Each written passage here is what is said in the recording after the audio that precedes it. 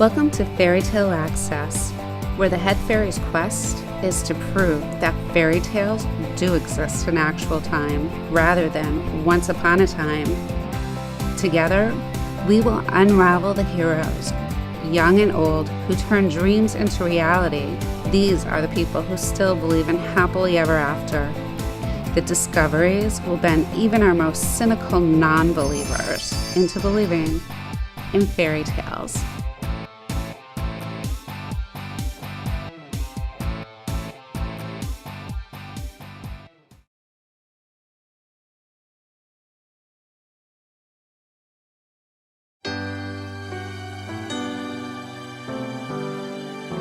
Let me tell you about this house. There's one in every town. It's the one at Christmas time where folks all gather round. Most times of the year you'd pass by and not look back. But in December it'll stop you in your tracks. Hi, welcome to Fairy Tale Access. I am so excited to introduce you to Judy Pancoast. Lovely singer, songwriter, and author. Thank you for joining us. I'm very happy to be here. Thank you for having me. Gosh, you have such a beautiful voice. Oh, thank you. How long have you been singing? Oh, all my whole life. Yeah, I've just been singing. My mother said I could sing before I could talk. So. Really? Yeah, I had my first paid performance when I was 15. 15? Yeah, and I signed my first songwriting contract when I was 15 too. Wow. With a publisher, so it's been a long time.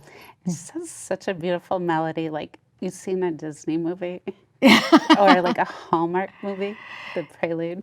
Oh, you're talking about The House on Christmas Street? Or... No, just your voice. Oh, thank you. The House on Christmas Street, though, the book was so much fun to read and such a good, heartwarming story with like chaos and controversy and romance. Forgiveness and romance. I'm really glad you like it because it's my first book and I worked on it for a really long time. And it was, you know, I had to believe in myself because I'd never written a book before. I've written lots of songs, but never a book. So it really is gratifying to hear that you liked it. And the song is named The House on Christmas Yes. Street as well? Yes. So the song came first? Song came a long time ago in 1998. Oh, wow. I had recorded 2 albums of children's music, and then I really wanted to do a Christmas album, so that was my next project. And I was trying to think of things that people hadn't done Christmas songs about. And I was writing material for the album, and I said to my husband, you know, everywhere we've lived, there's been that one house that's been mega decorated for Christmas, and everybody knows where it is. You probably have one in your town. You say, oh, where do we go to see the Christmas lights? And they say, oh, up on, you know, Elm Street or whatever. But nobody had ever written a song about that house. So I said, well, I'm going to write the song about that house. And it was very easy to write because I had loved those houses all my life. So I just described the house in the chorus. And that was 1998. I put it out and I said, if I ever had a hit, I would want it to be that one because it would come back every year. Because think about it, the only time you ever hear Bing Crosby or Andy Williams or Karen Carpenter is at Christmas time because they all did Christmas recordings. So that's what I wanted, but the radio stations didn't agree with me and I really couldn't get many stations to play it. I have a handful that play it, but not enough for it to make any impact. I even went to the Macy's Thanksgiving Day Parade and handed out CD singles. I handed out 200 CD singles in an effort to try to promote the song, but nothing ever happened. And then something amazing happened, but it took 8 years. 8 years? Yes. Okay, tell me about the amazing part that happened. Okay, well, in 2006, so now 8 years after I recorded the song, I was very ill. I had a major illness, and my husband was trying to cheer me up. So he would go on Google, and he'd Google my name, because you never know what's out there on the internet, and he Googled The House on Christmas Street, and suddenly he yells at me from the office, come down here, you have to see this. And it was a video on Google Video, had no contact information. There was nothing that I could see that led me to the originator of the video, but it was of a house in Illinois where you could drive up and put, I only found out it was Illinois later on. You could drive up and put your radio on a certain frequency. It was a low frequency radio station coming from the house, and it played music, and the lights on the house went with the music, and it was playing The House on Christmas Street. And all the lights were coordinated with the song. And it blew me away. I'm like, what is this? Where is this? You know, I had a manager at the time, and I contacted him and I said, look at this video. We have to put this video on my website right away. And he said, oh no, that's a poor quality video. Forget it. He was not long after that fired. Oh no. Because as I knew this was the start of something, I just knew it. As Christmas time approached, more and more videos came up playing my song. And one of them led me to a website called Planet Christmas, which I had never heard of. And I went on there and I said, I noticed a lot of you decorators are using my song, and I'm the creator of the song. And I was given a hero's welcome. Everybody just came out of the woodwork, all these decorators from all over the country and the world, and said, you know, OMG, Judy, your song is our anthem. 'Cause it's got 47,000 twinkling lights and Santa Claus up on the roof. Dasher and Dancer and all the other reindeer, Rudolph's up there too, with a band of merry snowmen dancing on the porch. It's the only one out there that describes our houses. And what I discovered is that there's a whole sub-community of Christmas decorators all over the world who network on sites like Planet Christmas and discuss tips on, you know, how to make the best display and how to deal with the traffic and all that stuff 365 days a year. And most of them, to my surprise, are men. They're engineers, they're computer guys, and they just love Christmas, and their whole reason for doing it is to make memories for children and families. And they adopted my song. And so now, that was 2006. Now, if you go on YouTube and you type in The House on Christmas Street, you'll see videos of houses playing my song all over the world. I know, isn't it amazing? It is totally amazing. So for me, I read the book first, and I hadn't heard the song. And then when I went through it, I'm like, oh, there must be a song with it. Yeah. So because they were, the way that was described in the book and how they decorated and synchronized the music to the light show and had it all moving at different times, that was amazing. That's what they do. I know. I went and investigated it, and I was like, wow, these guys are crazy. Yeah. So I get email. I don't know, 47,000 might be a low figure. Yes, it is. I do get emails from decorators saying, 47 pshaw, you know, I've got 300,000 or something like that. And I, you know, it is pretty amazing. And, or they'll write to me and they'll say, I've got everything but Santa Claus on the roof, because they like to synchronize how I describe the elements of the display. They like to have those things light up as I sing about them. And I get fan mail from people who say, I heard your song at my neighbor's house. You know, and it still can't get it played on the radio, but, you know, that's what the book is part of that campaign. And then in 2010, after getting frustrated, you know, writing to radio stations and saying, look, there's thousands of videos. It's famous all over the world. Why can't I get you to play it on the radio? I decided I had to do something different. So I contacted the Christmas decorators on the forums, and I said, look, I'm going to do a tour, only I'm going to come to your house, and I will sing in your driveway or on your lawn, and your display will be my stage show. And the only thing you have to do is you have to collect for a charity on the night of my concert. You have to publicize the concert, and you don't have to pay me, but you have to get me some sort of hotel room or motel, I don't care, bed and breakfast, you know. And a lot of them were very bright. They went to the hotel and they said, look, I've got this singer coming to my house and she's doing a concert for the fire department or the Animal Rescue League, and the hotel would donate a room.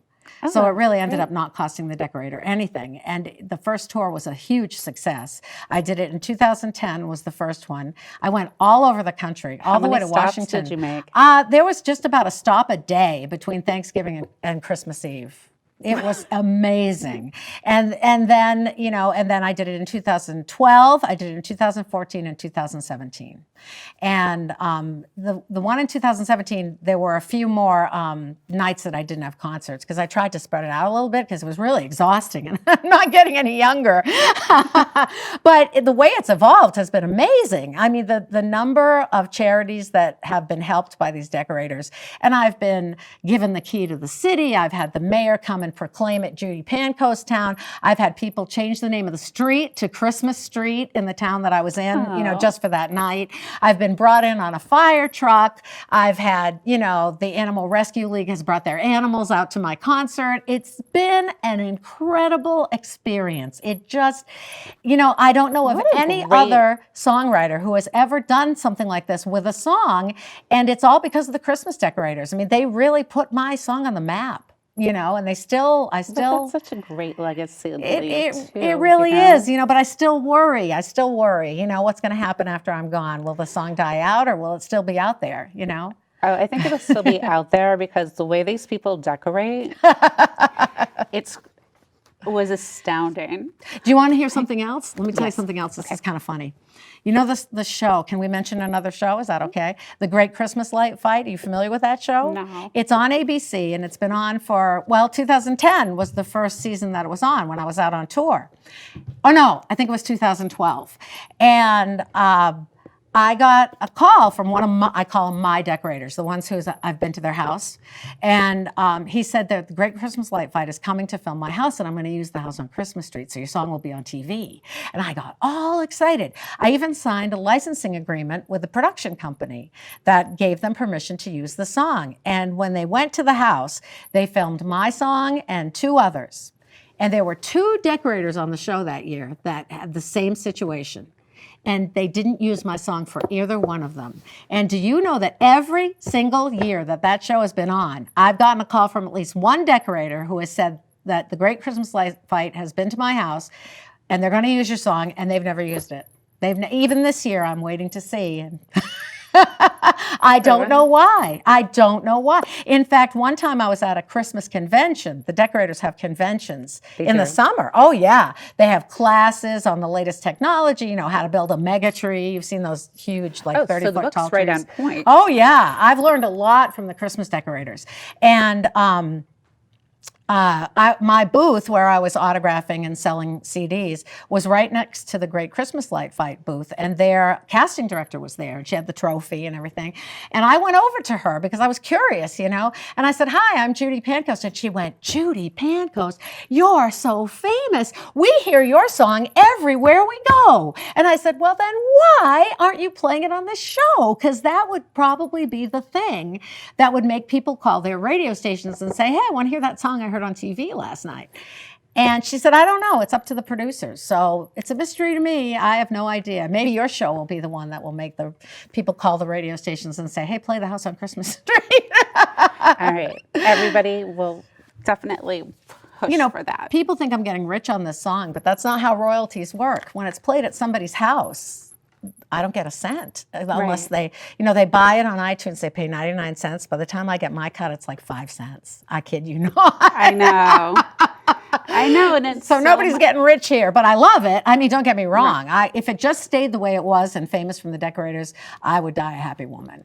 But, I would also like to know that it would continue on. But it's such a fun song. I don't know why they don't play it on the radio. We're going to have to work on that. Yes, please. All right. All you fans out there, make sure you call your radio station. So did you see a house and that's what led you to the song? When I was a little girl, my father came home from work one day. He worked at a mill. And he said he had heard from one of the guys at work, Freddie Fink, who is actually mentioned in this book because my character Ray works at a mill. And Freddie Fink told my father about this house that in our town that was decorated. Of course, way back then, they weren't synchronizing their lights, but this house had everything. And it had moving things. It had like moving angels and stuff. And to us back in the 1960s, that was huge, to see a moving, like an animatronic thing. So that was the first one. And then as I moved around, there's always been a house. There's always been a house somewhere that had but the one that I really modeled the house on Christmas Street on was actually not too far from my house in Goffstown. So, that's really the one. And after the album came out, I went to their house one night and it was a cassette tape. I put it on their doorstep. So I don't know if they ever realized that it was their house. Because I don't know the people, Oh, that's funny. Wow. And then when did this synchronizing with this music come in? Was it just in 2006? I think it was somewhere around that time. from what I hear, I think it started with a beer commercial.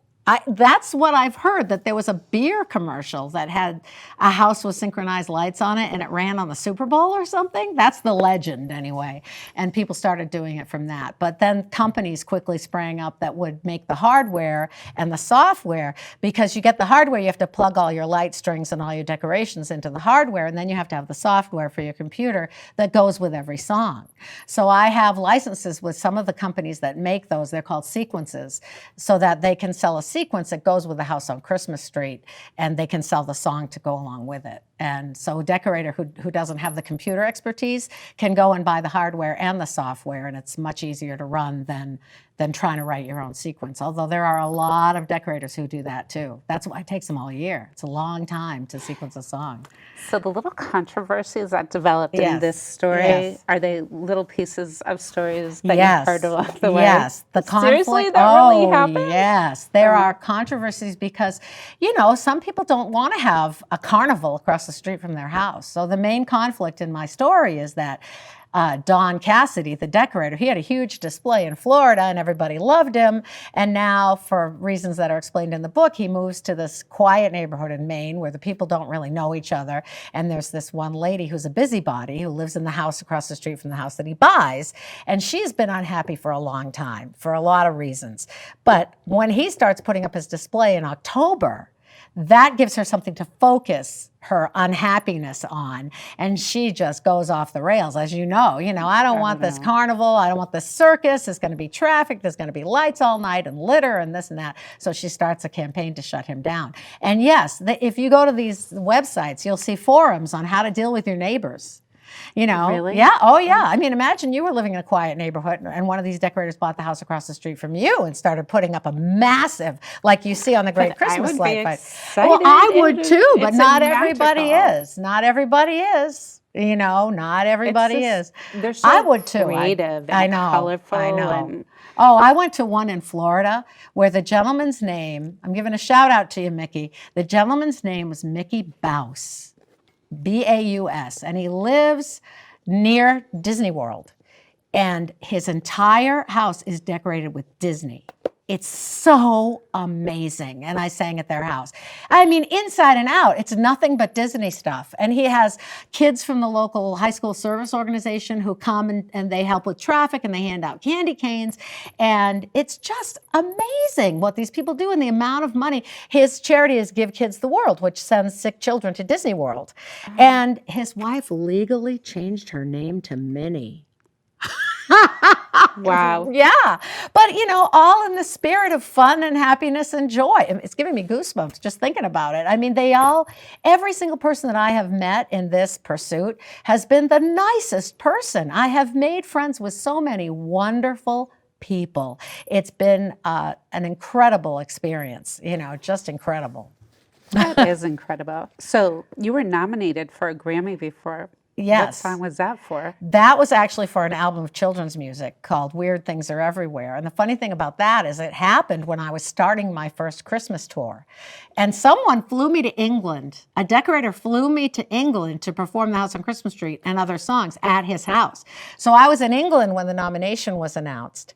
And I went nuts. I mean, my kids, contacted me and we screamed for 20 minutes over the Atlantic Ocean on this transatlantic call about being so excited because I got nominated for a Grammy. And then I announced it. And so now all these decorators not only had someone coming to do a concert, they had a Grammy nominee coming to sing in their driveway. So it was huge, and that's been a wonderful thing. But still, again, I couldn't get a hit song, which is what led to the book. Do you want to hear about that? Yes. Okay. So I was coming home from one of the decorating conferences and I was thinking about, what else can I do? What else can I do? I've done the tours, I've done this, I've done that. And I thought, you know what? There's a song called The Christmas Shoes. I don't know if you're familiar with it, but it's about a little boy.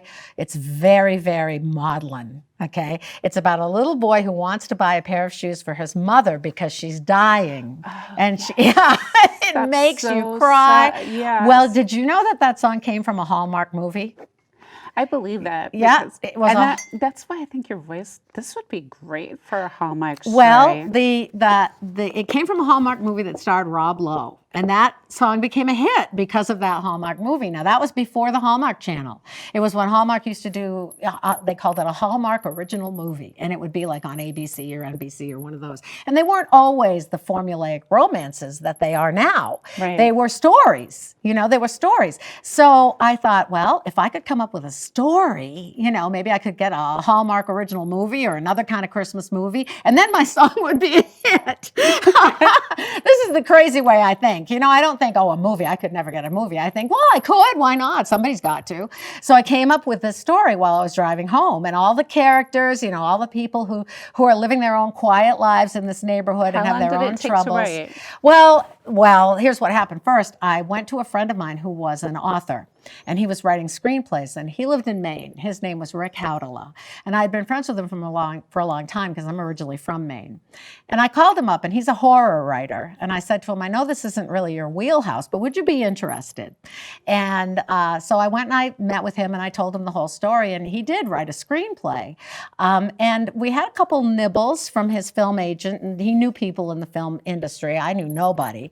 But then he unexpectedly passed away, and it was terrible. It was horrible, and left everyone devastated. But a few months after that, I have this screenplay now, and I don't know what to do with it. And I said, you know what? I'm going to do this. I'm going to turn it into a book, because I have more luck getting a book out there than I do getting a screenplay out there. And that was like 7 years ago. And it took me a long time. I hired a professional editor who ended up being a writing coach because I had so many problems writing, because I never took a creative writing class in my life. So things like the point of view of the characters and stuff like that, I was bouncing all around from head to head. It must have been exceptional, because this is so well written. Well, thank you. I really appreciate that. His name is John. I want to give him a shout out, because his name is John McGoran, and he helped me a lot. Oh, well, go ahead. Well, he was great, because it was one of those stories that you just had to keep reading and reading I love more. Hearing that. Thank you so much. Thank you so much. That's what I wanted. I think I finished it in like a day and a half. Well, good. I'm so glad to hear that, because I wanted my characters to come to life, And so I had him, and that took a while. Well, the great part about it is that you were able to pull feelings from the reader, like almost in tears, shock, and, that just like that angriness, or how you feel about somebody else, or you're hoping that the character makes this decision, but you drive us right into it. Well, like with Muriel, who really turned out to be the main character. In the screenplay, Dawn, the decorator, was the main character, but as I began writing the book, I began to think about her. Why is she so miserable? What is that like? And as I get older, I begin to feel some of those same things. Nobody needs me anymore. I used to have so much fun when my kids were little, and now I don't have that kind of fun anymore. And so I began to think, well, what would that be like if I was 75? And I really would feel not only sad because I missed my youth, but also worried about the future. And so she became really more of a focus. She was kind of a caricature in the screenplay, not because of Rick, but because I really didn't have her motivation. But as I began writing the book, I had her motivation.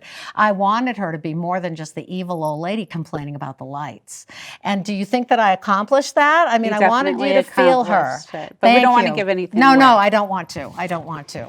But Zach, the little autistic boy, he's actually based on a real person from my life. Oh, really? Yeah, he is. And he came to one of my, I had a reading at Barnes & Noble, and his parents brought him to my reading, and it was great to see him again. His older sister was my daughter's best friend. And so that's how he was in my life. So his name even is Zach. He was completely modeled on him. So. Well, it's so interesting that it made me investigate more. It made me investigate the song. It made me start looking at people's videos to see if I could pin them into any of the characters that were in the book. But it was fun. The song is fun, and the way they make it work with the lights, it's totally amazing. Well, that's what they do. They're like magicians. And a couple of carolers singing by the lamppost over near the front door. Jesus and his family in a stable on the lawn, and a choir of heavenly angels singing Silent Night till dawn. It's where everybody meets. It's the house on Christmas Street.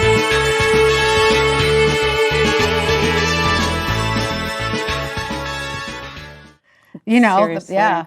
It's a little crazy.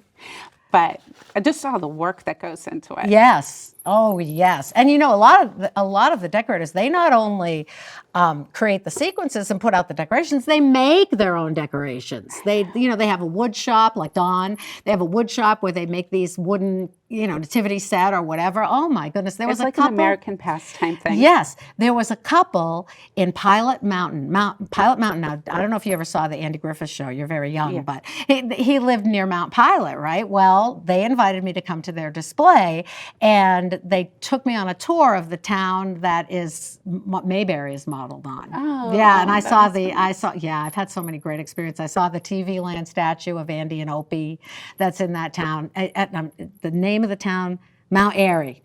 And then on Pilot Mountain, this elderly couple had a 2-acre display it was an amusement park. I mean, they even built a parking lot on their property. They had a little hot chocolate house, and they gave away hot chocolate.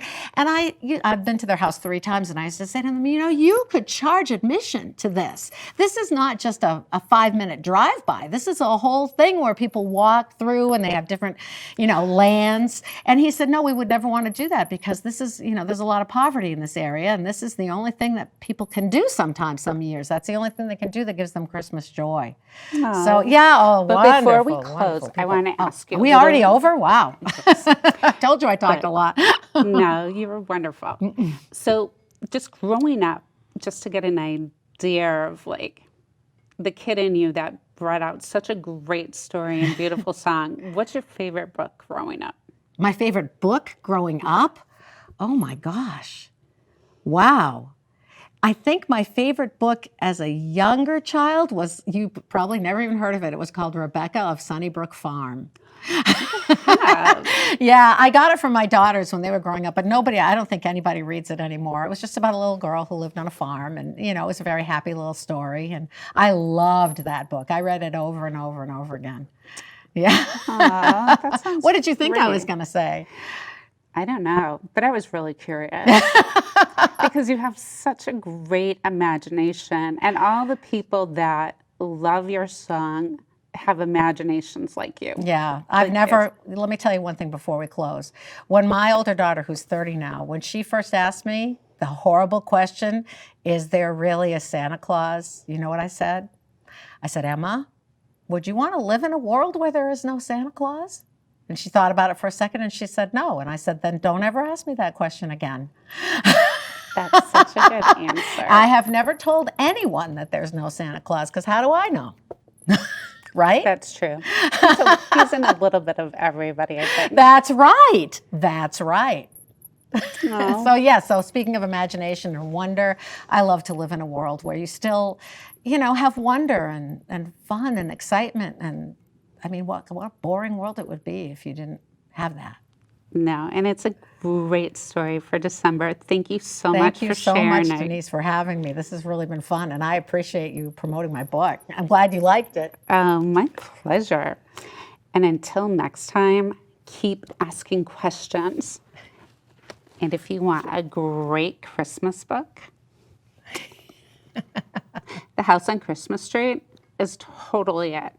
And then you look at all the great videos on YouTube. We'll see you soon. Every year, Thanksgiving Day, while we digest our turkey, the family puts up its display. You can see it from Albuquerque. Papa says their electric bill must reach up to the sky, but Mama says the joy it brings is more than money can buy. 'Cause it's got 47,000 twinkling lights and Santa Claus up on the roof, Dasher and Dancer and all the other reindeer, Rudolph's up there too, with a band of merry snowmen dancing on the porch, and a couple of carolers singing by the lamppost over near the front door.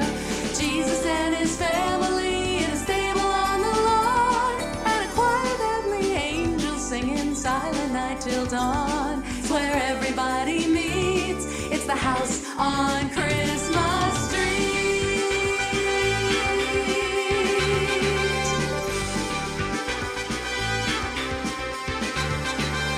Every tree is all aglow with a merry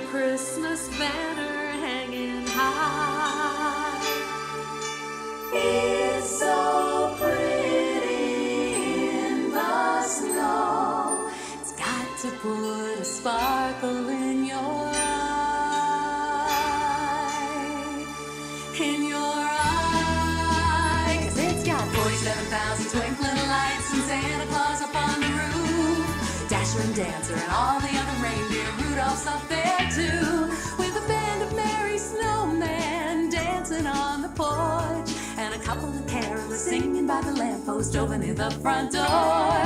Jesus and his family in a stable